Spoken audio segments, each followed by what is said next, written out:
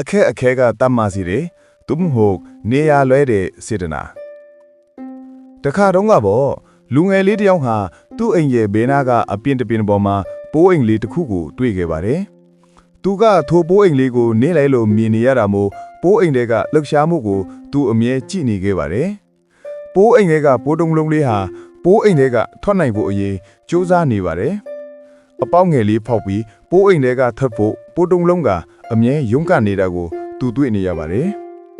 အဲ့ဒါနဲ့လူငယ်လေးဟာတနေ့ပြီးတနေ့ပိုးအိမ်တွေကမထွက်နိုင်တဲ့ပိုးတုံးလုံးကိုကြည့်ပြီးပိုးတုံးလုံးကိုပိုးအိမ်တွေကထွက်နိုင်ဖို့ကူညီပေးမယ်လို့အကြံရသွားပါတော့တယ်အဲ့ဒါနဲ့ပဲလူငယ်လေးဟာကက်ချေးကိုယူပြီးပိုးအိမ်အပေါက်ကိုချဲ့ပေးလိုက်ပါတယ်ပိုးတုံးလုံးလေးကိုလည်းအပြင်ကိုထုတ်ပေးလိုက်ပါတော့တယ်ပိုးတုံးလုံးလေးဟာအပြင်ကိုလွယ်ကူစွာရောက်သွားပေမဲ့လည်းလိပ်ပြအပစီပြန်တန်းဖို့ရာအတောင်ဒီမစုံသေးသလိုလိပ်ပြဘဝကိုမကူးပြောင်းနိုင်တော့ပါဘူးလူငယ်လေးဟာပိုးတုံးလုံးလေးကိုလိပ်ပြဘဝပြောင်းလာမလားလို့ထိုင်ဆောင်ကြည့်ခဲ့ပေမဲ့ပိုးတုံးလုံးလေးဟာသေဆုံးသွားပါတော့တယ်တကယ်တော့ပိုးတုံးလုံးလေးကအဲ့ဒီအခက်အခဲကိုသူ့ဘာသာသူယုံထွက်နိုင်ခွင့်ရခဲ့ရင်လှပတဲ့လိပ်ပြလေးတစ်ကောင်ထစ်လာပါလိမ့်မယ်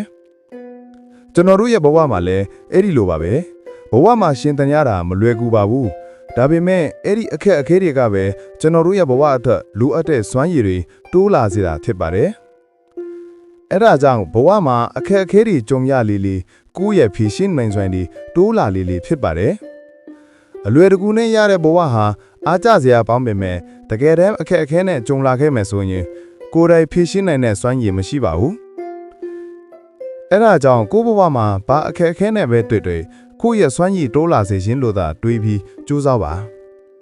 နောက်ပြီးတော့မှတ်သားစရာတစ်ခုကအချို့သောအရာတွေကစေတနာနဲ့လုပ်ပေးတယ်ဆိုပေမဲ့အကျိုးမဲ့သည့်ချင်းကိုဖြစ်စေတတ်တာကိုသတိထားရပါမယ်